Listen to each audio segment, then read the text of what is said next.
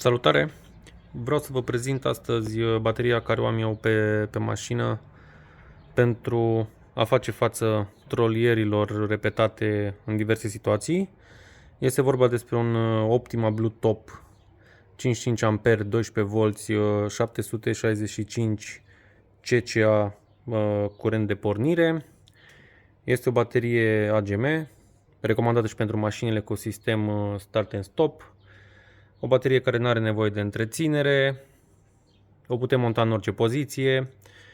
Eu am achiziționat acest model pentru că avem borne duble, să pot monta cablurile de la troliu. A fost nevoie să prind o platbandă jos, sub baterie, cu niște șuruburi, ulterior să vină sudată pe suportul de la siguranțe. Practic am relocat puțin panoul cu siguranțe.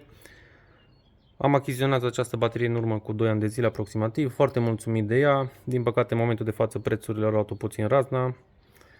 O baterie care merită montată pe mașină dacă știți că faceți un off-road în care aveți nevoie de trolier, să zic așa, dese și să se apuce să se încarce rapid bateria. Atât pentru astăzi, vă salut!